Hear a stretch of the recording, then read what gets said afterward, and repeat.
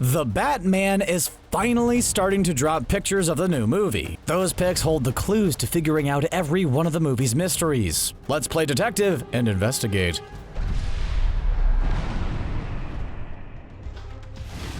The first official picture we received from the film was a shot of Robert Pattinson in his Batsuit. Not surprisingly, Bat fans were able to figure out quite a lot from this picture. For starters, we know that whoever designed it is a big fan of the Netflix Daredevil series. Seriously, guys, if you're gonna base your design on another hero, maybe don't release the first picture shrouded in red light. $20 says the movie's got a hallway fight in it too. Fans dove deeper into the design though. For instance, his bat symbol isn't just a normal insignia like all the rest. Fans think it's made from the repurposed bullets from that tragic day in Crime Alley. I don't know about you, but that's about the most hardcore thing I've ever heard. Where things got interesting though was when a leaked video showed the suit in action. There we got a good look at his arms as well as his cowl and saw several darts on his gauntlets. These bear a striking resemblance to the Talons, who work for the Court of Owls in the comics. Could this new Batman have once been a member? Maybe the court doesn't train its members to ride motorcycles, and that's why the stuntman wiped out so hard in the video. Ugh.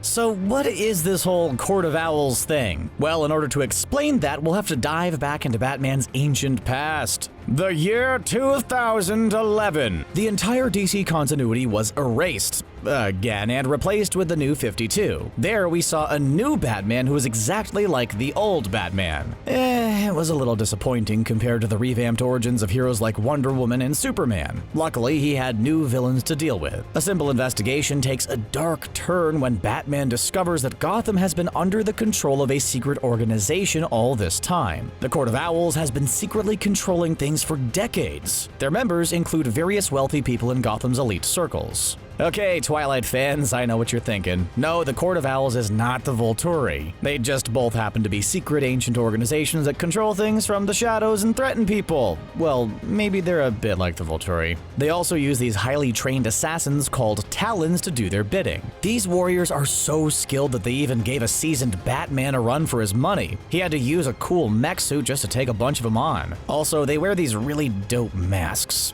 Seriously, everyone bought that one box set of the comic that came with an owl mask. Hopefully the movie uses them as well, otherwise I dropped an extra $20 for nothing. In Batman Begins, Christopher Nolan showed Bruce Wayne training under the tutelage of Liam Neeson in the League of Shadows. It wasn't quite as cool as training with Sean Connery on a mountain in Scotland like in Highlander, but it was pretty close. That being said, the new film is going to have to tell us how Batman got his urban ninja training, and there are so few options. Strangely enough, there still isn't a Ninja Force branch of the US military, no matter how many letters I send. The easiest way for Bruce to be trained in the art of Batmaning is for him to be recruited as a Talon. Perhaps they came to him right out of high school and trained him to be one of their assassins. Maybe it was sort of like Alias, where Sydney didn't know she was working for the bad guys all along. What? It's no longer 2001 and nobody knows what Alias is anymore? Fine. Maybe it's sort of like when Captain Marvel was working for the Kree without knowing that they were the bad guys. Is that better? Of course, things don't go well for the Court of Owls once Bruce discovers a crucial secret. If we're having a Batman movie, you know what that means. Yes, another scene where we have to see Bruce lose his parents. Maybe this time there's a little more meat to it. Bruce could find out that the court put a hit out on the Waynes. In Joker, Thomas Wayne was running for mayor of Gotham City. If they used that same continuity, maybe the court saw him as a threat. They could have used the Joker riots to hide their true intentions and make it look like a regular crime. I mean, who doesn't want to see the new Batman take on the new Joker? The riots would also give Bruce the perfect motivation for wanting to join the Talons. If Gotham is in utter chaos, he would be eager to join an organization that was trying to control it. This would also make the bullet symbol much cooler. Not only is he wearing the bullet that took out his parents, but he's searching for the Talon responsible. Once that's done, he'll still have to contend with the Joker. We never got to see Ben Affleck's Batman punch the silver teeth out of the Jared Leto Joker. They can't burn us like that again. Once Bruce discovers the truth, you know what time it is. That's right, it's time for a getting into the Batsuit montage. There will likely be some sort of minor crime that puts him on their trail. Then he'll follow this clue all the way to the top. We know that director Matt Reeves wants to do more of a noir detective story with the film, so this will be one of the only Batman films where the world's greatest detective actually acts like a detective.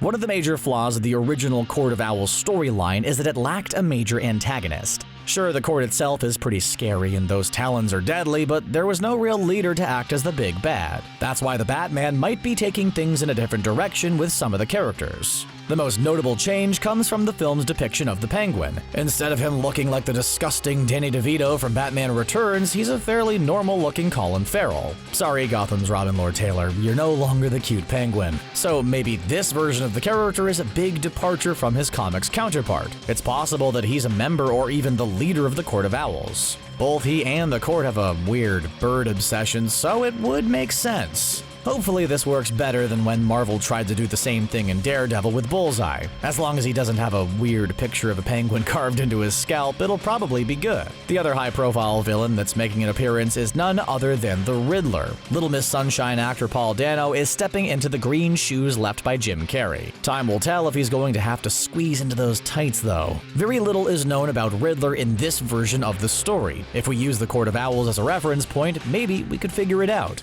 It's possible that Batman will be fed clues along his journey from some sort of mysterious benefactor. Batman would never work with the Riddler, but he's not one for throwing clues away. If this is a noir film, expect a lot of annoying and fairly obvious riddles that Batman solves in under 10 seconds. Though none of this would be Riddler's master plan. If Batman rid the city of the court, that leaves it wide open for takeover. If the folks at Warner Bros. Were smart, they'd set up a War of Jokes and Riddles film for the sequel. And what's the only thing better than seeing Pattinson's Batman go up against Phoenix's Joker? Seeing the new Batman have to deal with a war between the new Riddler and the Joker. There are some casting choices that seem so perfect that you kick yourself for not seeing it earlier. That's exactly how it felt for me when High Fidelity and Big Little Lies starry Zoe Kravitz was cast as Catwoman. We already know that Kravitz is going to kill it in this role. Michelle Pfeiffer and Anne Hathaway, you're probably going to go down a few slots on the best Catwoman lists. Is it too late for her to join the new Birds of Prey with Harley Quinn and company? I know they probably aren't in the same universe anymore, but it would be pretty awesome. So how does she fit into the overall story with the court? Well, obviously she's going to get in trouble with them in some fashion. Maybe she steals something from Penguin that might count as evidence against the court, and Batman has to save her. This, of course, would lead to a romance between the two. If he asks her to marry him in the sequel, be wary, movie fans. Until those vows are set, nothing is certain. Comic fans have been burned before. Sometimes movies like to try to pull one over on their fans. In Star Trek Into Darkness, they tried to be secretive as to who Benedict Cumberbatch was playing, and despite this, we all knew he was Khan. Well, some weird, silly version of Khan anyway. The Batman is trying to do the same thing with Peter Sarsgaard right now. We know that he's playing a district attorney, but they're trying to convince us that it isn't Harvey Dent. Of course it's Harvey Dent. The story of Dent's fall from grace into Two-Face is one of the best stories in the Batman mythos. You might not realize that because it got completely overshadowed by all the Joker parts in The Dark Knight. Sorry, Aaron Eckhart, but you got upstaged big time. In The Batman, Dent might be the one who helps Bruce take down the court. We might even get to see the two of them team up with Jeffrey Wright's Jim Gordon. Although they might want to make sure that he's not secretly an android first. That does tend to happen to that poor guy. Why the filmmakers are being so secretive about Harvey is baffling. What they should be trying to hide is that they cast the villain from Green Lantern in their new movie. You might be trying to cover up your shame, DC, but we remember. We always remember. So how is all of this going to end? Well, obviously Batman's going to uncover all of the court secrets and save the day. That's just a given. They have to do more than that though. This is a modern comic book movie, so you know that they've got to get us pumped up for that sequel. Perhaps Bruce stumbles upon the Talon training area where he was once trained to be an assassin. There he finds a young boy who is as confused as he was. He could end up adopting this boy and using him as a sidekick. Yeah, we're talking about Dick Grayson, baby. Hopefully this version of the character uses better language than his Titans counterpart. Whatever Titans Dick Grayson, you might talk a big game, but every time Bruce shows up on the show, you aren't quite so tough. We know that twins Max and Charlie Carver have been cast in the movie. Maybe one of them is playing Dick in the new film. It's also possible that they're doing a twist on the Robins and will have Jason Todd as Dick's brother. Before you get mad about that, imagine the scene where Phoenix's Joker takes on Jason Todd on the big screen. Yeah, tell me that wouldn't be brutally awesome. The entire thing could end with Pattinson's Bruce Wayne now training kids of his own to fight for Gotham. This, of course, would be right before the post-credit scene where Joaquin Phoenix's Joker escapes from prison. You just know they're gonna throw that twist in like we didn't know it was coming all along. We know, DC. We all know. And there you have it, all the mysteries of the Court of Owls revealed! What do you think's gonna happen in the Batman? Let us know in the comments down below, and don't forget to like and subscribe to the same Bat Channel CBR for your favorite Bat content. Thanks a lot for watching.